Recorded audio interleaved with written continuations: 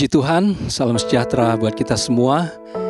Kita bersyukur kepada Tuhan kembali kita berjumpa dalam ibadah online hari ini. Mari memuji Tuhan, naikkan pujian penyembahan kita kepada Tuhan lewat pujian yang kita akan naikkan kepada Tuhan. Layakan ku hampiri tahta-Mu ya Tuhan, layakan ku memuji sembah-Mu untuk menikmati dan merasakan hadirat-Mu. Haleluya. Layakan ku hampiri tahta-Mu, layakan ku memuji sembah-Mu, layakan aku di hadapan-Mu, merasakan, menikmati hadirat-Mu. Basuh hatiku, basuh hatiku dengan darah yang mulia, basuh hatiku dari cemar dunia. Hanya dengan kesucianku berlayak ada di hadirat-Mu Bapa. Mari kembali katakan, layakan ku hampiri tahta-Mu. Layakan ku hampiri tahta-Mu. Amin Tuhan. Layakan memuji Engkau ya Tuhan. memuji sembah-Mu. Amin. Layakan aku di hadapan-Mu, merasakan, menikmati hadirat-Mu. Basuh hatiku, basuh hatiku dengan darah yang mulia. basuh hatiku dari cemar dunia ini ya Tuhan. Dari cemar dunia, hanya dengan kesucianku berlayak ada di hadirat-Mu Bapa. Basuh hatiku, basuh hatiku dengan darah yang mulia, basuh hatiku dari cemar dunia. Hanya dengan kesucianku berlayak ada di hadirat-Mu Bapa.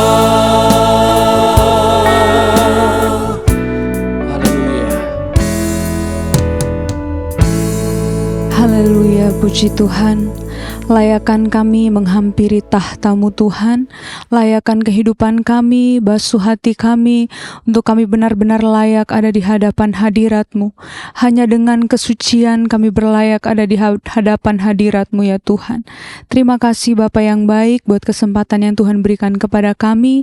Pada hari ini kami masih boleh memuji, menyembah Engkau, mempermuliakan nama-Mu. Bahkan sebentar kami akan mendengarkan kebenaran firman-Mu. Kami bersyukur kepadamu Tuhan. Kami menyerahkan ibadah ini dari awal sampai pada akhirnya. Biarlah Engkau yang bekerja di tengah-tengah kami semua. Kami merindukan jamahan-Mu, lawatan-Mu. Kami mau kehidupan kami diubahkan, kehidupan kami dipulihkan melalui ibadah ini Tuhan. Terima kasih Bapa yang baik. Terima kasih Tuhan. Kami menyerahkan ibadah ini ke dalam tangan kasih-Mu. Dalam nama Yesus Kristus kami berdoa dan bersyukur. Haleluya, puji Tuhan. Amin. Mari saya undang kita bangkit berdiri bersama-sama. Kita bersorak, memuji Tuhan, meninggikan nama Tuhan. Karena ada kesukaan yang Tuhan berikan dalam kehidupan kita. Angkat suara memuji Tuhan, meninggikan nama Tuhan. Kesukaan sorga yang kurasa sekarang ini, dunia tidak memberikan kesukaan semacam ini. Kesukaan sorga yang kurasa sekarang ini. Amin. Kesukaan sorga, kesukaan sorga dikerjakan oleh Roh Suci. Dunia tidak memberi kesukaan semacam ini. Sebab itu ku puji Tuhan Yesus yang maha tinggi. Kesukaan sorga,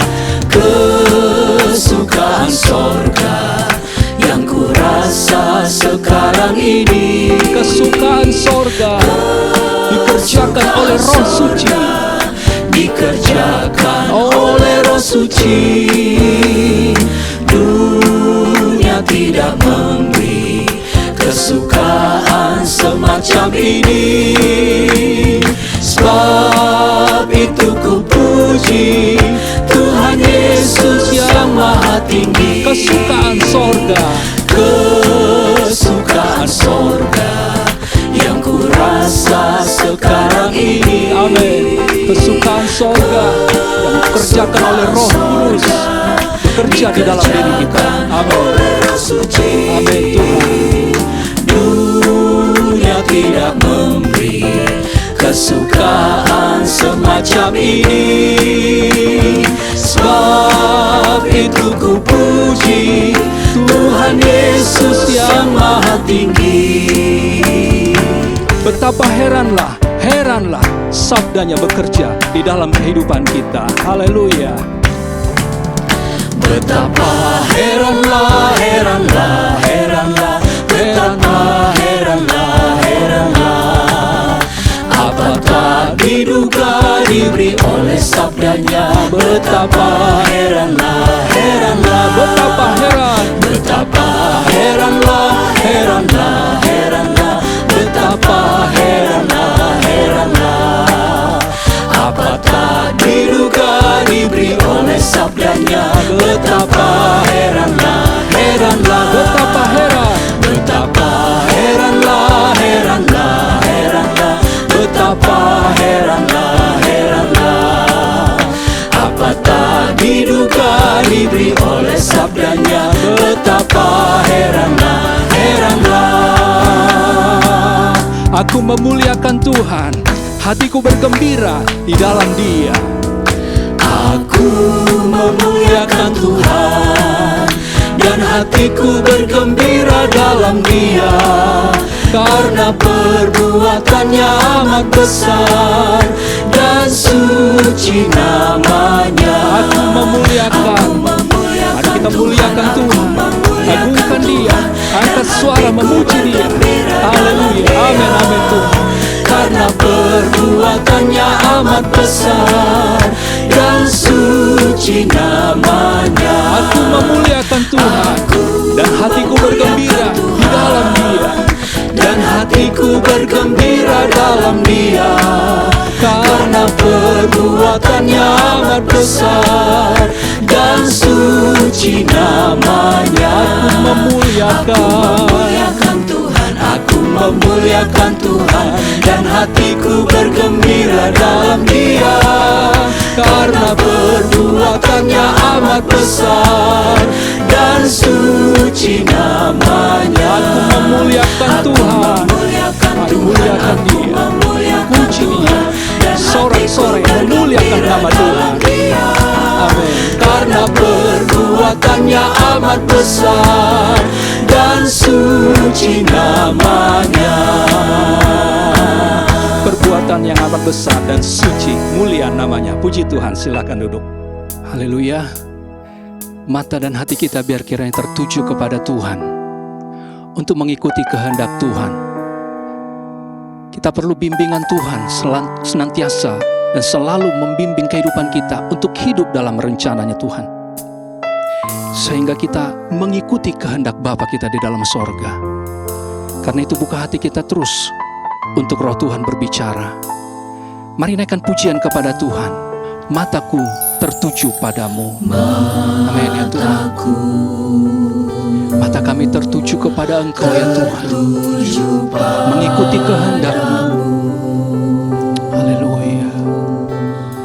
Segenap hidupku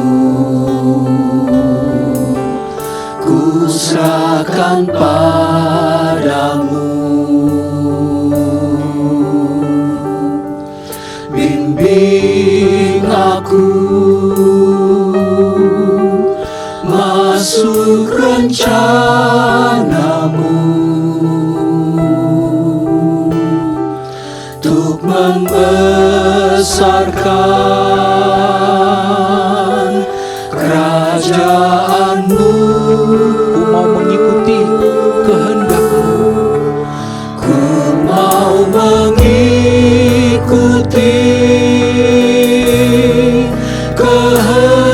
kehendak-Mu ya Bapa. Ku mau selalu menyenangkan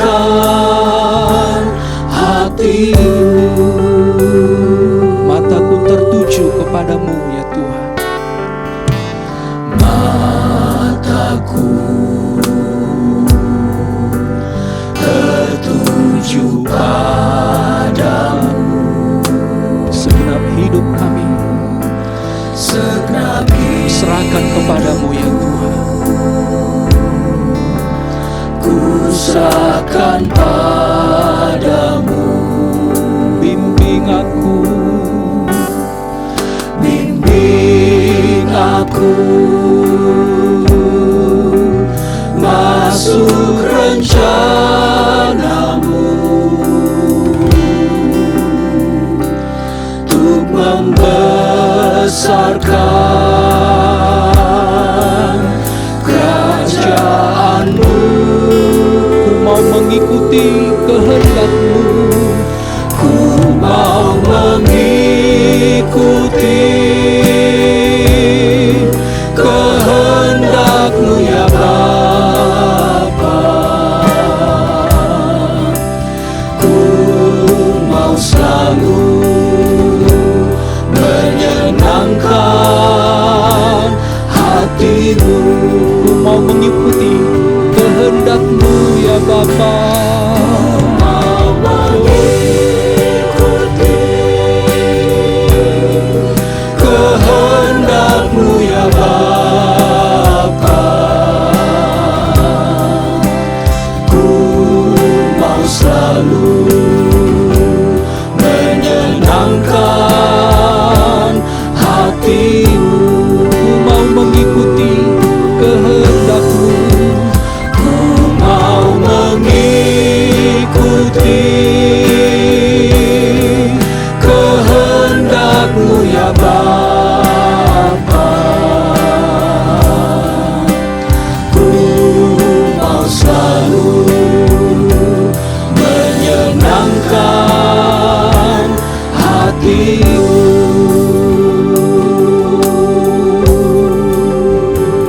Haleluya. Biarlah kita berjalan dalam kehendak dan rencana Tuhan. Mari kita siapkan hati kita untuk terima firman Tuhan. Izinkan dan luaskan hati kita untuk Roh Kudus bekerja menjamah setiap kehidupan kita lewat firman Tuhan yang akan kita terima.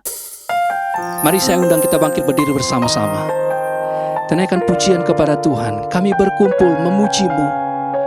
Kehadiran-Mu itu yang kami perlu ya Tuhan.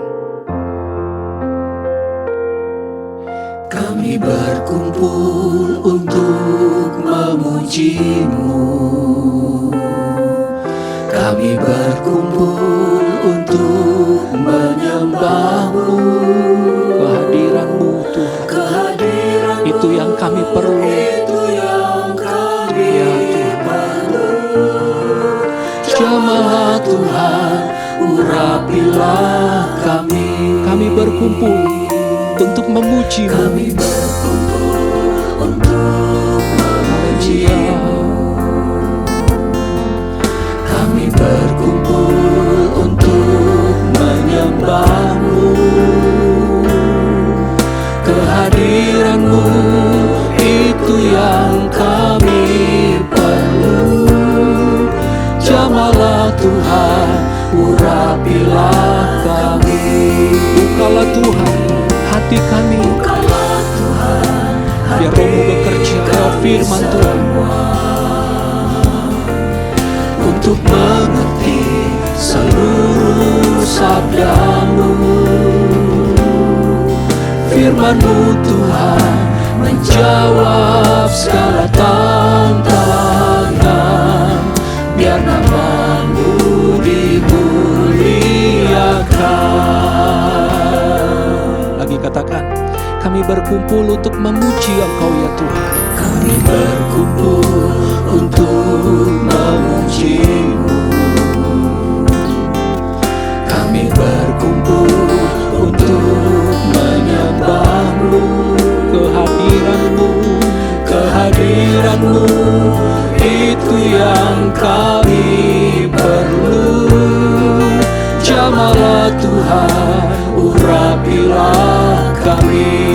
Bukalah Tuhan hati kami semua, supaya kami mengerti firman-Mu, untuk mengerti seluruh sabda-Mu.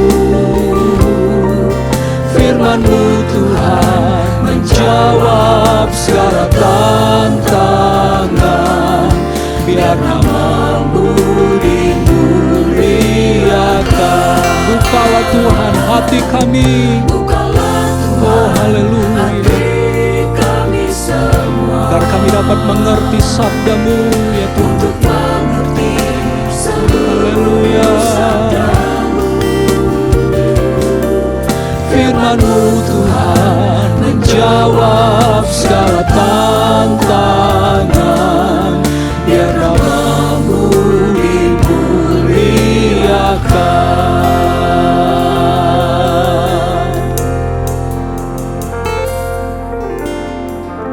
Haleluya Yesus, haleluya. Segala pujian, syukur, hormat, kemuliaan hanya bagi Engkau Tuhan Yesus. Kami bersyukur Tuhan kalau pada hari ini kami masih boleh diberikan kesempatan untuk kami boleh bersekutu, beribadah kepada-Mu Tuhan. Terima kasih banyak Bapa di dalam sorga, kalau Tuhan kami telah menaikkan pujian penyembahan kami, kerinduan kami Tuhan, biarlah pujian kami, penyembahan kami naik berbau harum di hadapan hadirat-Mu Tuhan, menyukakan dan menyenangkan hati-Mu Tuhan. Terima kasih banyak Bapa di dalam surga. Saatnya Tuhan kami rindu untuk kami boleh kembali diisi oleh kebenaran firman-Mu Tuhan. Mari Tuhan Yesus, buka setiap hati kami Tuhan. Biar setiap firman Tuhan yang kami dengar Tuhan, biarlah tertanam baik di dalam hati kami Tuhan. Dan bila kami menjadi umat-umat Tuhan yang terus menjadi pelaku-pelaku kebenaran firman-Mu Tuhan, mengurapi hamba-Mu Tuhan, Kau pakai dia secara luar biasa untuk kemuliaan nama-Mu Tuhan Yesus. Terima kasih banyak Bapa di dalam sorga. Kami mau sambut kebenaran firman-Mu dengan penuh ucapan syukur di dalam satu nama yang ajaib, nama yang berkuasa atas hidup kami. Di dalam nama Tuhan Yesus Kristus kami berdoa. Haleluya. Amin. Puji Tuhan, silakan duduk kembali.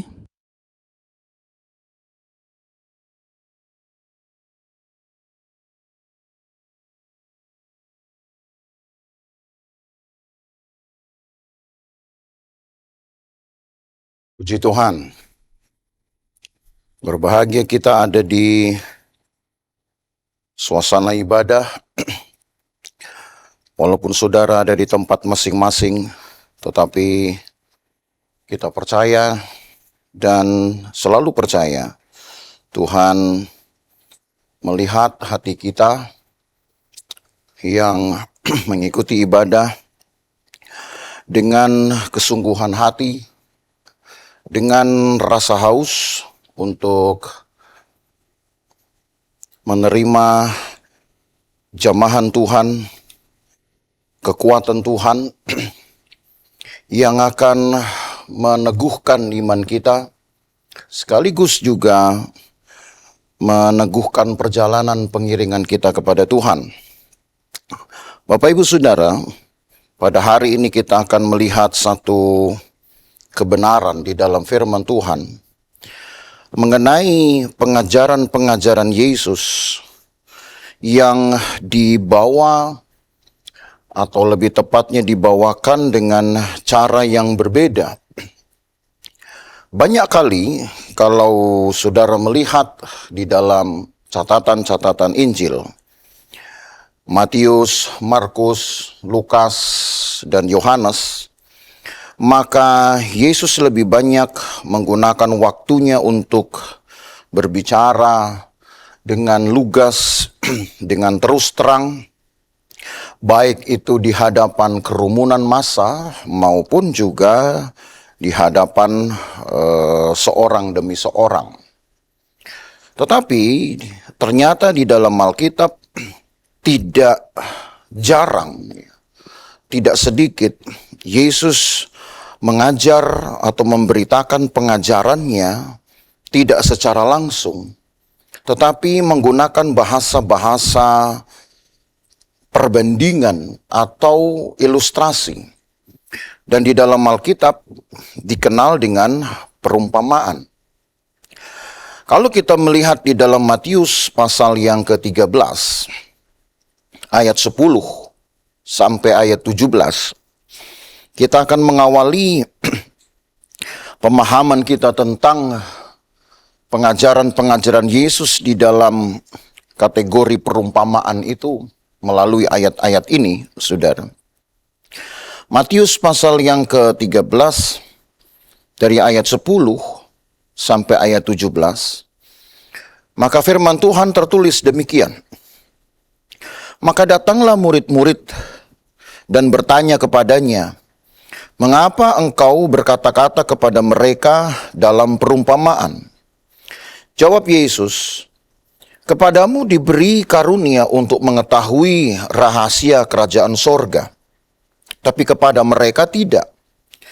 Karena siapa yang mempunyai, kepadanya akan diberi, sehingga ia berkelimpahan. Tapi siapa yang tidak mempunyai, apapun juga yang ada padanya akan diambil daripadanya. Itulah sebabnya aku berkata-kata dalam perumpamaan kepada mereka. Karena sekalipun mereka melihat, mereka tidak melihat. Dan sekalipun mendengar, mereka tidak mendengar dan tidak mengerti. Maka pada mereka genaplah nubuat Yesaya yang berbunyi, kamu akan mendengar dan mendengar, namun tidak mengerti. Kamu akan melihat dan melihat, namun tidak menganggap. Sebab hati bangsa ini telah menebal, dan telinganya berat mendengar, dan matanya melekat tertutup, supaya jangan mereka melihat dengan matanya, dan mendengar dengan telinganya, dan mengerti dengan hatinya, lalu berbalik sehingga aku menyembuhkan mereka. Tetapi berbahagialah matamu karena melihat, dan telingamu karena mendengar. Sebab aku berkata kepadamu, sesungguhnya banyak nabi dan orang benar ingin melihat apa yang kamu lihat, tapi tidak melihatnya, dan ingin mendengar apa yang kamu dengar, tetapi tidak mendengarnya. Bapak Ibu Saudara yang dikasihi Tuhan, Yesus mengucapkan hal ini kepada murid-muridnya dan ditanggapi dengan rasa heran. Karena mungkin tidak sebanyak ya atau cukup sedikit dibanding dengan jumlah Yesus mengajar secara lugas seperti yang saya katakan tadi. Ya. Kalau Yesus melepas satu pengajaran melalui perumpamaan-perumpamaan. Kalau saudara sekali waktu mencoba untuk melihat di dalam Alkitab dan menghitung, sebenarnya perumpamaan-perumpamaan yang dikemas oleh Yesus dalam maksud untuk menyampaikan ajarannya kepada kelompok orang-orang Farisi itu berjumlah 33 di dalam ketiga Injil. Karena memang hanya ketiga Injil inilah, Matius, Markus, dan Lukas, yang banyak memusatkan perhatian kepada khotbah-khotbah Yesus di dalam kategori perumpamaan. Mungkin Lukas mendapat catatan yang sangat besar, karena di dalam kitab Lukas saja ada 20 perumpamaan, sedangkan di kitab Matius hanya 16 perumpamaan. Walau ada 5 perumpamaan yang juga dicatat secara bersama, tetapi setidaknya saudara, dari kedua Injil ini yang paling banyak mencatatkan perumpamaan-perumpamaan Yesus, dapat kita ketahui bahwa tidak sedikit Yesus dengan sengaja mengemas pengajarannya melalui perumpamaan. Sebagaimana yang diucapkan oleh Yesus sendiri kepada murid-muridnya untuk menjelaskan maksud dan tujuannya, maka kita bisa memahami bagaimana orang Yahudi dari masa ke masa, dari kurun waktu kepada kurun waktu, tidak pernah mengalami perubahan di dalam cara mereka memahami firman Tuhan. Mengapa saya katakan dari kurun waktu ke kurun waktu? Nanti kita akan membahas, saudara, bahwa Yesus pun menyinggung nubuat yang diucapkan oleh Yesaya yang diucapkan lebih dahulu 7 abad sebelum Yesus mengucapkan kalimat ini. Itu berarti kondisi yang terjadi pada orang Israel 7 abad sebelumnya adalah kondisi yang sama. Sementara pengikut Tuhan atau sebuah gerakan pengikut jalan Tuhan yang kemudian nanti dikenal sebagai kelompok kekristenan sudah mulai mengambil perhatian yang besar terhadap pemahaman akan firman Tuhan. Bahkan dari perkataan-perkataan Yesus sejak dari kelompok ini mendapatkan pengakuannya sebagai kelompok Kristen. Nah, tujuan Yesus menyampaikan perumpamaannya terlihat di dalam ayat ini. Ketika di ayat 11 Yesus berkata, "Kepadamu diberi karunia untuk mengetahui rahasia kerajaan sorga, tapi kepada mereka tidak." Memang sangat janggal dan mungkin unik bagaimana umat Tuhan ini yang kepada mereka telah diberikan firman Tuhan itu sebagai yang pertama dari seluruh komunitas yang akan terbentuk kemudian sebagai pengikut jalan Tuhan. Mereka justru tidak bisa memahami keagungan dari firman Tuhan yang begitu luas, yang begitu luhur, ya, begitu tinggi.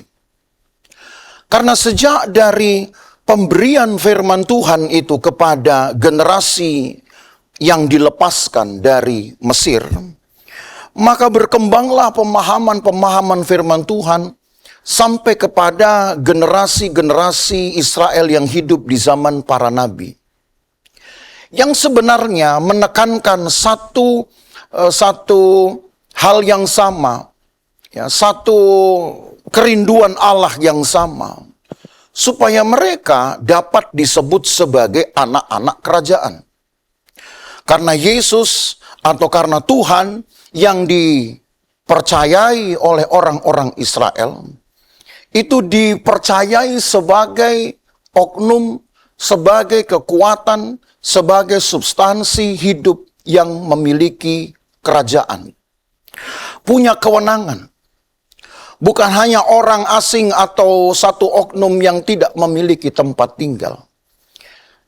Itu sebabnya Yesus pun menyinggung kalimat ini di ayat 11 dengan berkata, "Kepadamu diberi karunia untuk mengetahui rahasia kerajaan sorga."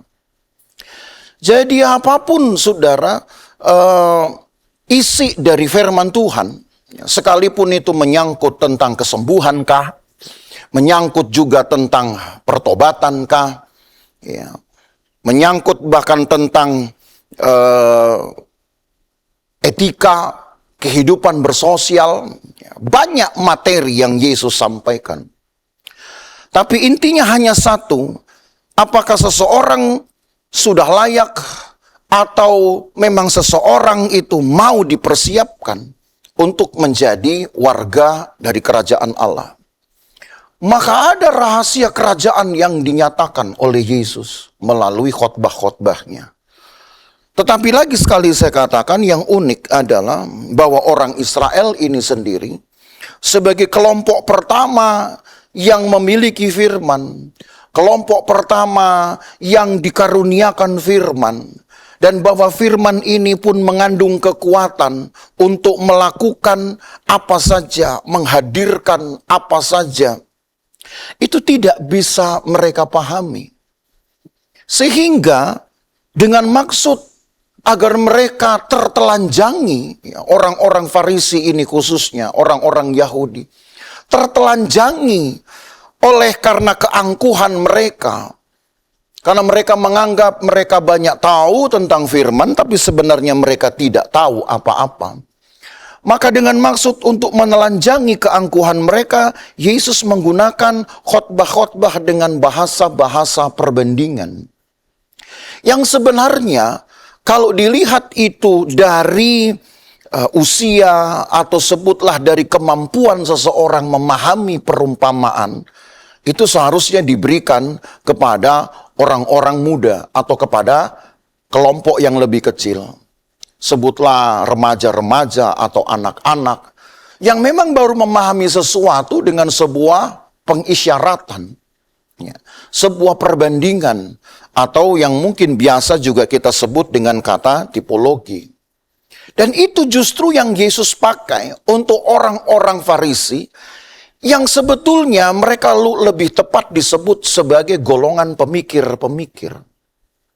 Karena mereka tidak bisa memahami, atau mungkin yang saya coba pahami juga dari ayat ini, orang Israel kurang menghargai waktu-waktu untuk merenungkan firman Tuhan.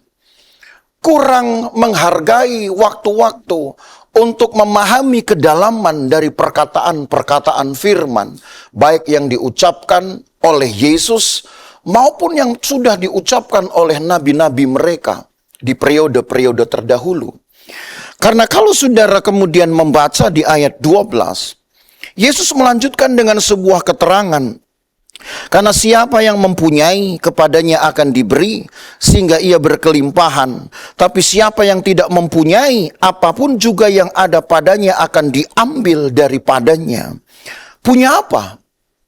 Apa yang Yesus singgung dengan kepemilikan ini? Bukan firman sebenarnya.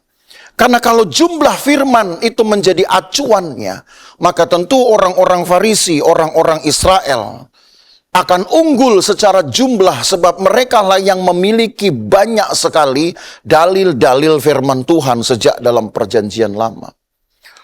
Tapi karena ayat 12 ini masih berhubungan dengan ayat 11, yaitu kepemilikan atas pemahaman, atas perenungan setiap ucapan-ucapan firman. Dan itu yang sebenarnya Yesus sorot. Bukan banyaknya dalil, bukan banyaknya statement, bukan banyaknya ayat. Ribuan ayat orang Israel miliki, saudara, sepanjang sejarah kehidupan mereka sebagai umat Tuhan, jika dihitung dari perjanjian lama. Banyak sekali. Tapi bukan itu yang Yesus maksudkan dengan ayat 12, siapa yang mempunyai kepadanya akan diberi, sehingga ia berkelimpahan, adalah satu kecenderungan dari setiap orang, tidak terkecuali orang Yahudi juga seharusnya, yang selalu mencoba untuk memahami, merenungkan firman Tuhan, mencari pemahaman-pemahaman yang tersembunyi dalam setiap perkataan firman, yang dapat mempengaruhi hidup mereka, yang dapat mengubah hidup mereka. Kalaupun ada ayat-ayat yang terlampau sulit, saya melihat di dalam firman Tuhan, sejauh pengisahan itu ditulis, saudara, Roh Kudus selalu menyediakan dirinya untuk menolong orang-orang yang rindu, orang-orang yang punya keinginan, ya, punya semangat untuk memahami firman. Roh Kudus akan menuntunnya sehingga terciptalah satu pengertian, terciptalah satu kesadaran yang akhirnya mengajak seseorang itu, baik kita khususnya, baik juga pembaca Alkitab ini, baik juga murid-murid Yesus, termasuk orang-orang Yahudi secara umum yang selalu ada di sekitar pelayan Yesus, untuk dapat mengubah hidup kita menyesuaikan diri dengan kehendak Tuhan. Karena itu yang diinginkan, saudara.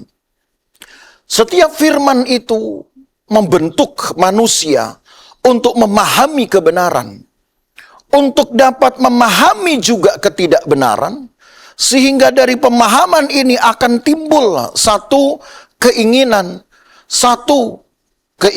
untuk meminimalisir dosa, kalau kita tahu bahwa hal itu tidak berkenan. Dan yang kedua tentu memaksimalkan kehendak Allah, kalau kita tahu bahwa di dalam Alkitab itu ada hal baik yang diucapkan. Jika dibandingkan saudara dengan kondisi umat Tuhan, maka saya yakin kita sepakat untuk berkata bahwa perubahan hidup Itu tidak ada pada umat Tuhan ini sepanjang pengisahan Alkitab. Sebutlah yang lebih pendek masanya adalah dari masa nabi-nabi kepada masa Yesus. Sebab Yesus kemudian menyinggung perkataan Nabi Yesaya itu. Mari kita lihat kemudian di ayat yang ke-14. Karena kurangnya kesadaran, kurangnya kerinduan, kurangnya motivasi untuk memahami firman. Dan seolah firman yang luhur itu dibiarkan begitu saja. Dengan anggapan satu saat nanti toh Allah akan berbicara lagi dengan bahasa yang lebih lugas mungkin. Maka Yesus menyinggung satu perkataan Yesaya yang diucapkan di, mungkin kita perlu lihat di dalam kitab Yesaya saja, saudara. Yesaya 6 ayat 9 dan ayat 10. Walau di kutipannya juga ditulis ya di ayat yang ke-14 dan 15 di Matius 13 ini. Tapi saya lebih tertarik untuk membacanya langsung dari sumber utamanya yang ditulis oleh Yesaya dalam pasal 6 ayat 9 dan ayat 10. Kemudian firman-Nya, pergilah dan katakanlah kepada bangsa ini, dengarlah sungguh-sungguh tetapi mengerti jangan. Lihatlah sungguh-sungguh tetapi menanggap jangan. Buatlah hati bangsa ini keras, dan buatlah telinganya berat mendengar, dan buatlah matanya melekat tertutup, supaya jangan mereka melihat dengan matanya, dan mendengar dengan telinganya, dan mengerti dengan hatinya, lalu berbalik dan menjadi sembuh. Kalau saudara bandingkan perkataan Yesaya ini dengan perkataan Yesus yang mengutipnya, agak berbeda, saudara. Yesus mengutip kalimat Yesaya ini, sebutlah dengan satu situasi netral. Artinya bahwa Yesus seperti mengungkapkan sebuah alasan. Mengapa kepada mereka harus diberikan perumpamaan? Karena mereka mendengar, tidak mengerti. Nah, itu kalau versi kutipan Yesus. Ya, di dalam kitab Matius pasal 13. Hati bangsa ini sudah menebal. Jadi Yesus mengucapkan itu dengan kondisi yang netral.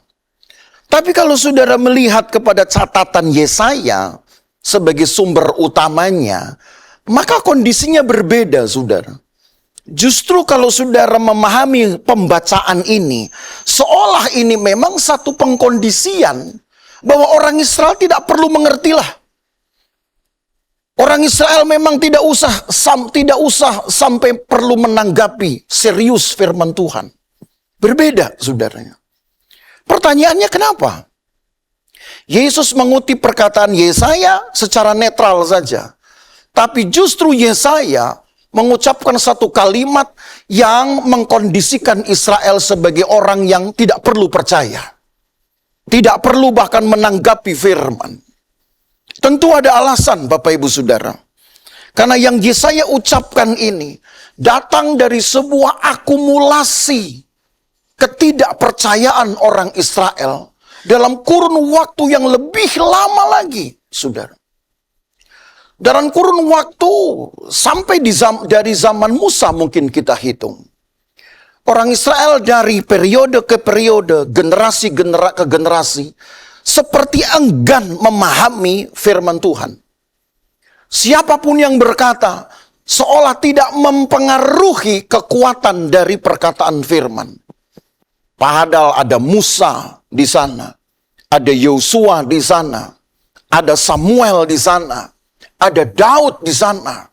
Orang-orang yang memiliki satu kehidupan kesaksian yang sangat baik, tapi toh tidak mempengaruhi kekuatan atau tidak mempengaruhi hati orang Israel untuk berubah. Sehingga akumulasi inilah yang kemudian disindir oleh Yesaya dengan satu kalimat pengkondisian. Orang Israel tidak perlu percaya. Sebab disuruh percaya pun tidak akan percaya. Orang Israel tidak perlu menanggap katanya. Karena disuruh merespon pun tidak pernah mau merespon. Sikap acuh tak acuh, sikap enggan mereka lah yang kemudian mendasari perkataan Yesaya ini bahwa sebenarnya orang Israel tidak perlu firman.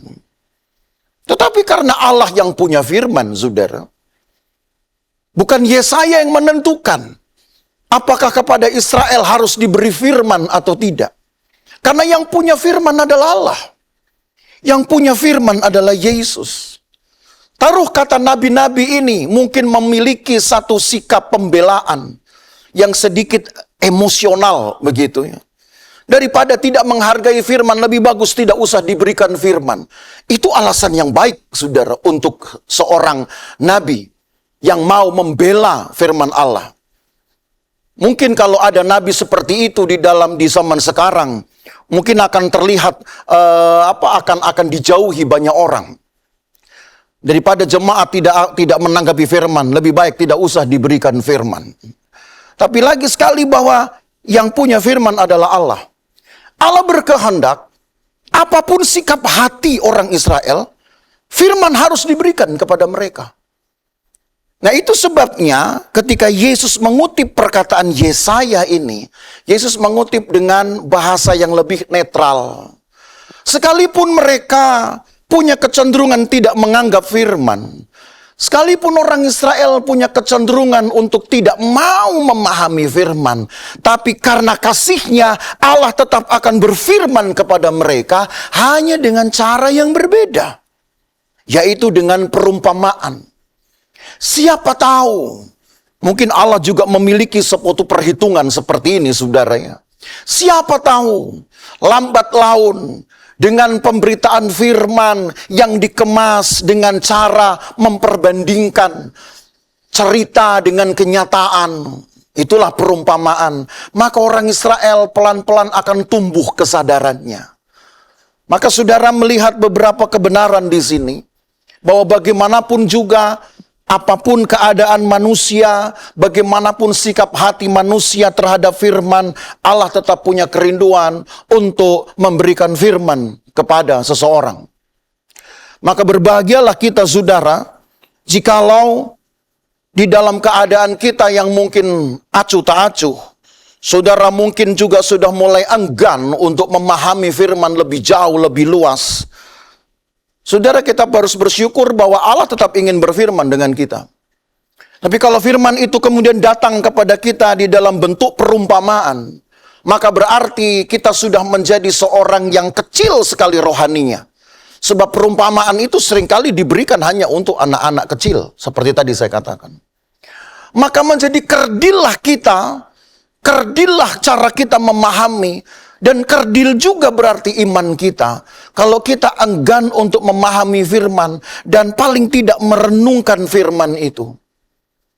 Nah, itu sebabnya Bapak Ibu Saudara, dari perkataan Yesus inilah kita tahu bahwa Yesus sebenarnya menemplak orang-orang Farisi yang secara kemampuan mereka harusnya sudah bisa disebut pemikir-pemikir, pengajar-pengajar yang bisa memahami firman Tuhan dari perenungannya, yang bisa menerapkan firman Tuhan dalam hidupnya dari kesadarannya, tapi tidak juga dilakukannya.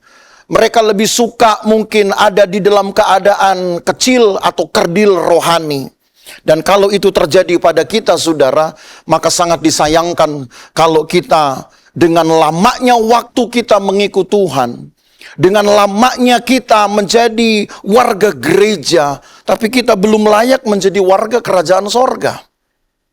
Karena belum tentu warga gereja itu adalah syarat menjadi warga kerajaan sorga. Tapi pemahaman akan firman. Itu sebabnya di dalam 2 ayat yang terakhir, ayat 16 dan ayat 17, Yesus berkata, "Tetapi berbahagialah matamu karena melihat dan telingamu karena mendengar. Sebab aku berkata kepadamu sesungguhnya, banyak nabi dan orang benar ingin melihat apa yang kamu lihat, tapi tidak melihatnya. Dan ingin mendengar apa yang kamu dengar, tapi tidak mendengarnya." Ketika kekristenan tumbuh di antara kemerosotan rohani orang-orang Israel di zaman gereja mula-mula, saudara, maka disinilah ayat ini digenapi. Banyak orang besar, Banyak yang kemudian disebut sebagai orang benar atau orang-orang saleh pada masa itu. Yang dilihat kesalehannya hanya dari kerajinannya saja, hanya dari perilaku keagamaannya saja, tapi mereka sadari mereka kurang mengerti firman, maka justru kelompok Kristenlah yang terbentuk untuk menyediakan diri sebagai pelayan firman kepada orang-orang ini. Jadi pada akhirnya dunia Kristen bisa menjembatani, saudara, kevakuman dari pelayanan-pelayanan kepengantaraan ini. Setelah Yesus naik ke sorga, merekalah yang dengan sigap membawa orang-orang yang tadinya ada di luar kerajaan, tetapi kemudian menjadi warga kerajaan oleh karena mereka menerima firman.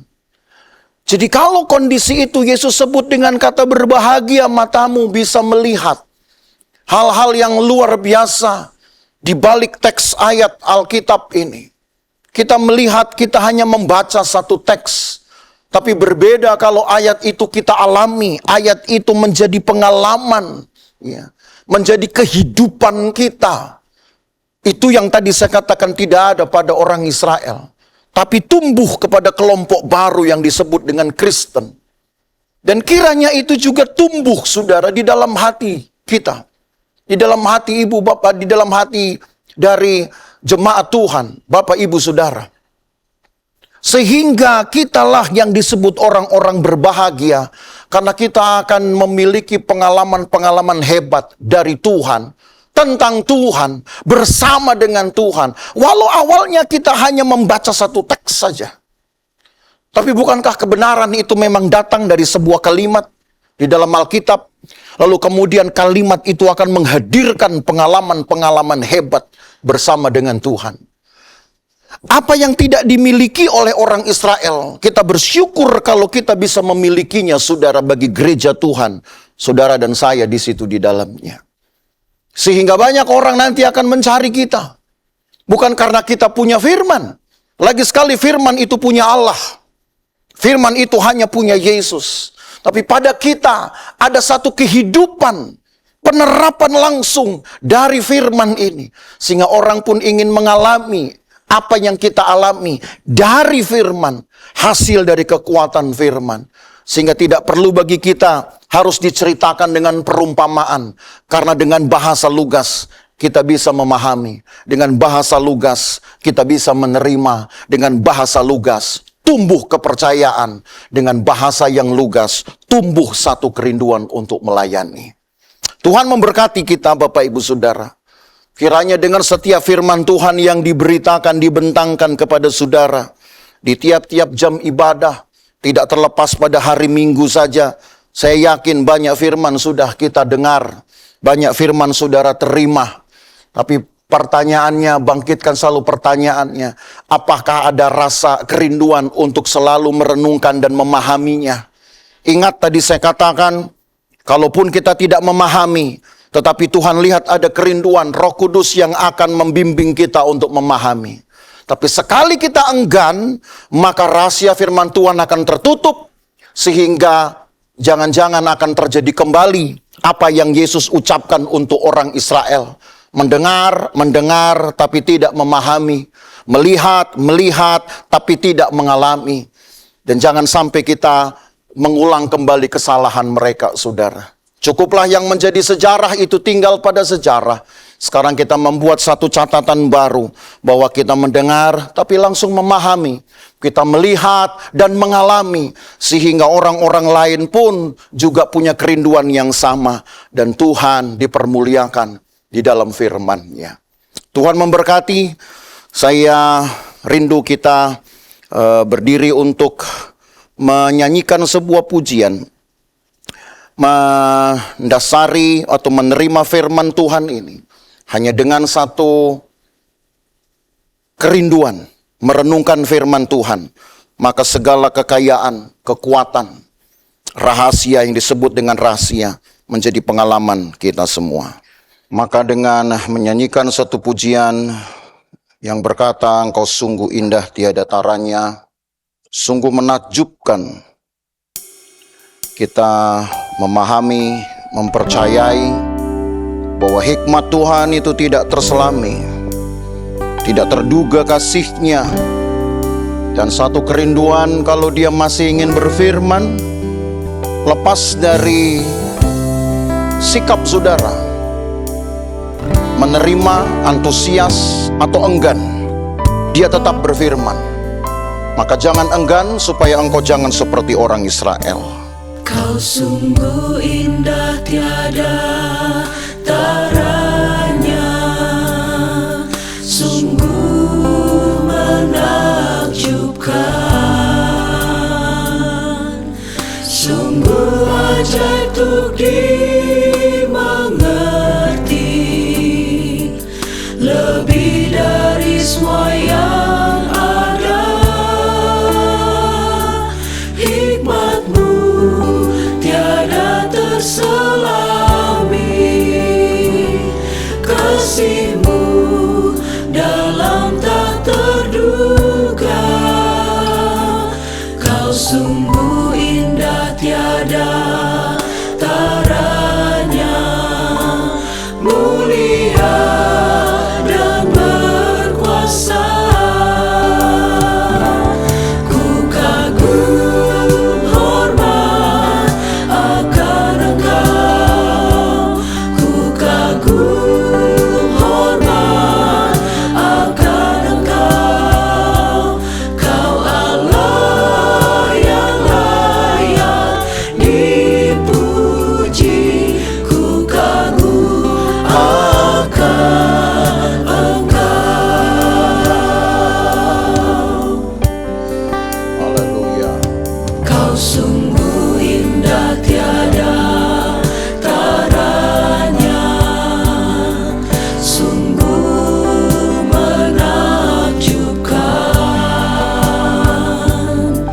sungguh ajaib untuk dimengerti, lebih dari semua yang ada. Hikmat-Mu tiada terselami, kasih-Mu dalam tak terduga. Kau sungguh indah tiada taranya, mulia dan berkuasa. Ku kagum hormat akan Engkau, ku kagum hormat akan Engkau. Kau Allah yang layak dipuji, ku kagum akan Engkau. Haleluya. Kau sungguh indah tiada taranya, sungguh menakjubkan, sungguh ajaib untuk dimengerti, lebih dari semua yang ada. Hikmat-Mu tiada terselami, kasih-Mu dalam tak terduga. Kau sungguh indah tiada taranya, mulia dan berkuasa. Ku kagum hormat akan Engkau, ku kagum hormat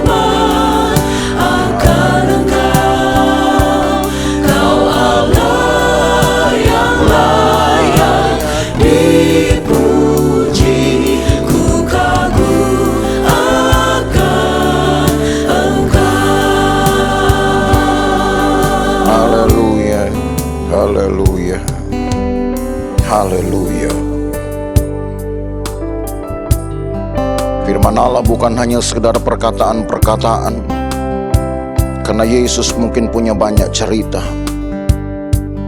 Tapi firman Allah adalah hidup Allah sendiri, pikiran Allah, kehendak Allah untuk membawa saudara dekat dengan Tuhan, memahami Tuhan, mengalami kekuatan Tuhan. Sangat disayangkan umat Tuhan tidak mengalami hal-hal ajaib ini karena mereka enggan untuk memahaminya. Tapi kita hari ini akan mengubah keadaan itu, karena kita pun ingin mengubah hidup kita. Kita ingin mengalami kekuatan Tuhan. Haleluya. Haleluya, haleluya, haleluya, haleluya, haleluya, haleluya. Haleluya, haleluya. Engkau percaya ada kekuatan Allah dilepaskan. Engkau terima dan percaya ada kekuatan Allah bekerja di dalam hidupmu.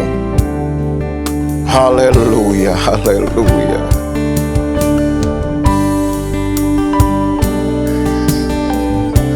Jangan enggan untuk merenungkan firman.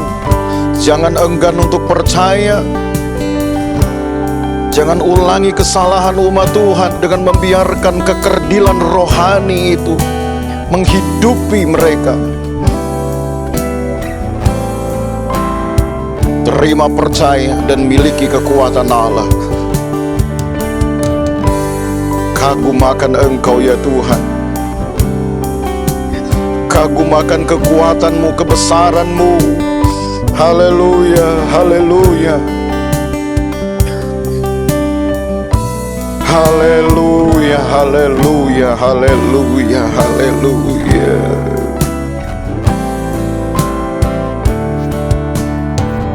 Haleluya. Ku kagum hormat akan Engkau. Ku kagum hormat akan Engkau. Kau Allah yang layak dipuji. Ku kagum akan Engkau. Ku kagum hormat akan Engkau. Ku kagum hormat akan Engkau. Kau Allah yang layak dipuji.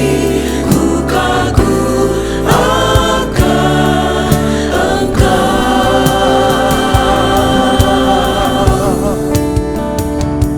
Haleluya. Tinggikan Tuhan, Dia layak untuk itu. Kau ku tinggikan, Kau ku tinggikan, Kau ku tinggikan, oh Tuhan.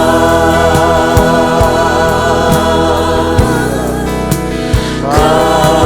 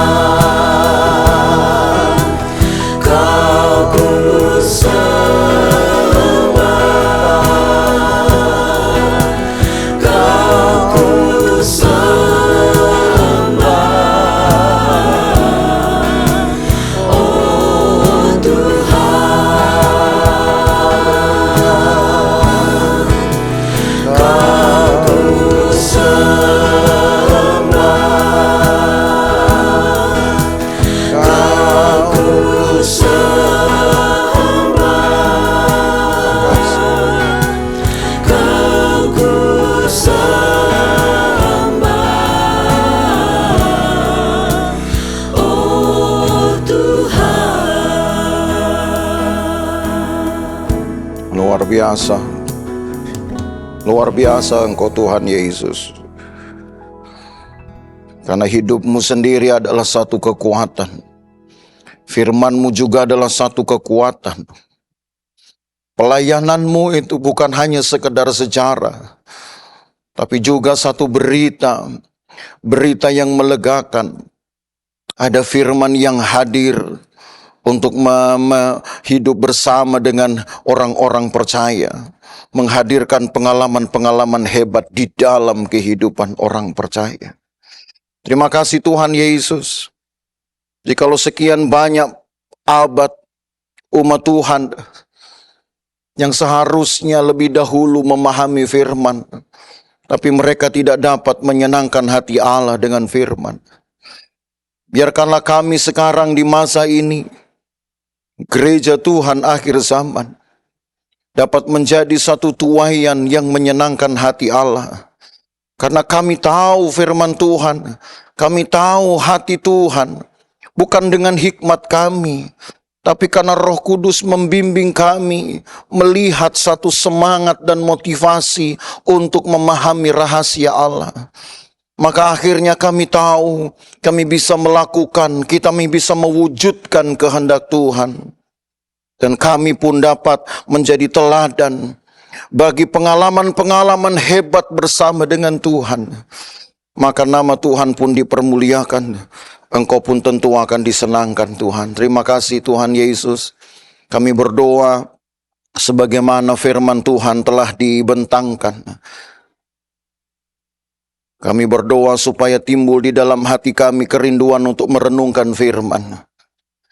Sekiranya kami mungkin tidak memahami firman Tuhan, Roh Kudus akan membimbing kami untuk memberikan pengetahuan-pengetahuan ini. Karena Roh Kudus adalah guru besar. Roh Kudus juga yang akan menyingkapkan segala kebenaran Allah. Sebab itu jugalah yang disaksikan di dalam Alkitab.